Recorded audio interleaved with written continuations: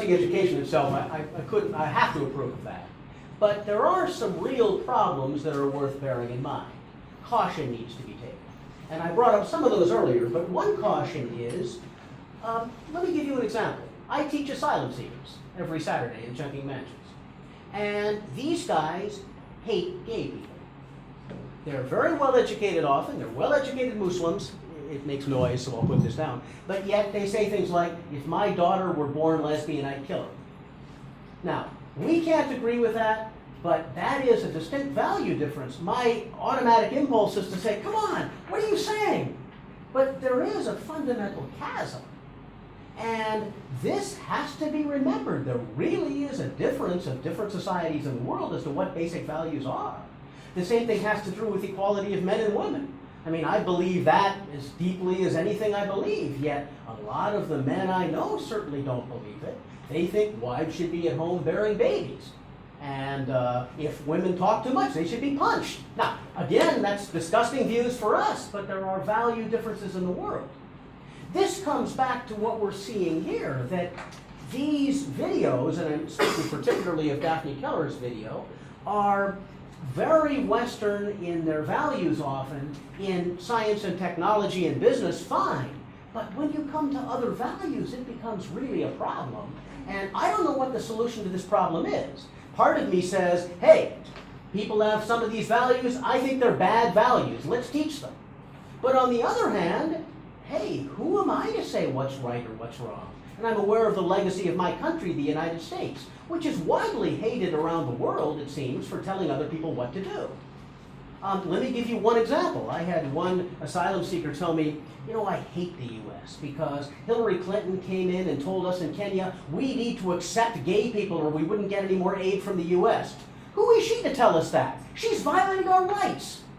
Now, I mean, I completely repudiate his view, but what am I supposed to say to that? The view is that we have our values, our Western values, and are placing these on other people, and who are we to say we know anything?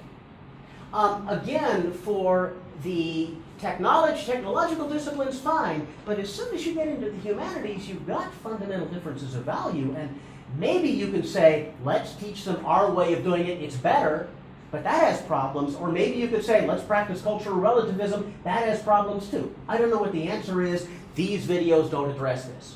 And I count the second video too as offering a basically Western view based on his education. How do we get around what I've just said? Now, I am a liberal myself. I am a liberal like these people are. I just signed up to get arrested at Occupy Central today. I can't believe I did that. But anyway, you know, I am practicing liberal values. I've also been fighting against Anglo-American hegemony in anthropology very much. I've been trying to get more and more anthropological literature online so that anthropologists from the developing world can have the same sophistication and analysis because of what they read as those in the developed world can. I dislike Anglo-American hegemony and I'm fighting it in any way I can. So I'm saying I share the values of the people whose videos we've seen tonight. I'm not Rush Limbaugh here. I mean, I really do share these values. But all I want to say is we've got to be really careful. I argue that MOOCs, and that's what I want to talk about here, based particularly on this first video, can have a remarkably important place. I celebrate them, and you know, I'm hoping when I retire to have a computer terminal off on an island someplace and read every great book ever written. Everything will be on a computer screen then. Who could ever argue with that? If you do have Harvard, Yale, Princeton courses you can watch, terrific. Who can argue with that? But let's look at a downside of this. Universities everywhere are looking into MOOCs. And why are they looking into MOOCs? Not because they want to help the world. They're looking at it for money. Because if you have a Harvard professor teaching a class, instead of having your own professor teaching a class, fire your own professor, downgrade him, and have a Harvard professor teaching.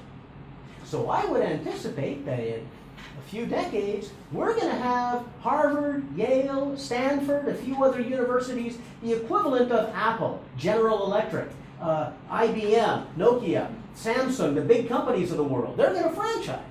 They're not going to do this for free. They're not crazy.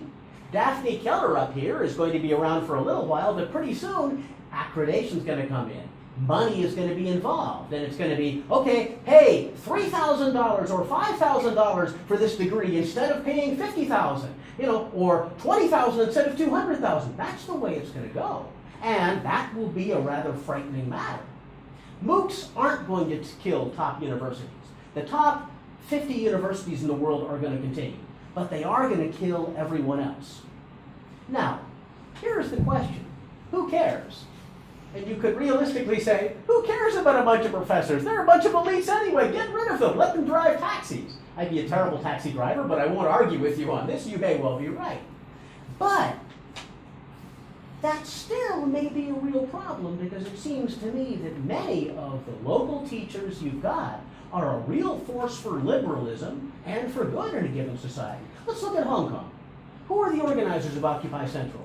They're Benny Tai, Chungking Mansions. These guys are associate professors. They're relatively low on the academic totem pole.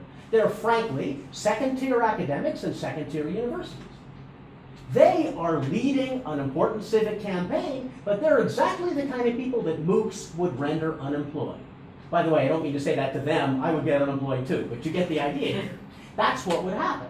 And yet, these are the kinds of voices that any community needs. It needs local people who understand local conflicts and are able to bring up their voices.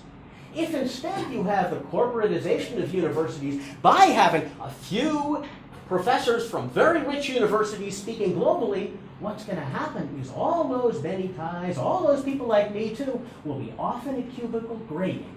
Because I don't think Daphne Keller's grading is going to work in humanities and social sciences. And they're all going to be grading, and they're going to be paid, a few dollars an hour basically to do this, like adjuncts are today. You're going to have an entire class of professors that will be rendered irrelevant. Again, is this terrible? By some people's views, no, but it seems to me you need that intellectual class in society to be able to do the kinds of things that I think we're seeing with something like Occupy Central.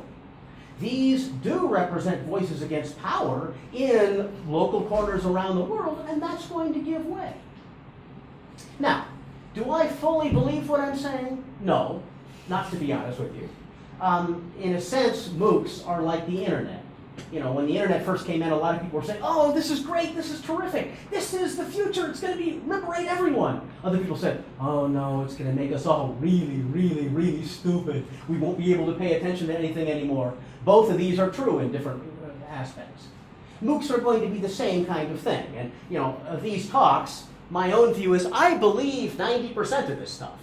These are damn good. I'm glad we were shown these. I'm inspired to do a better job in my life.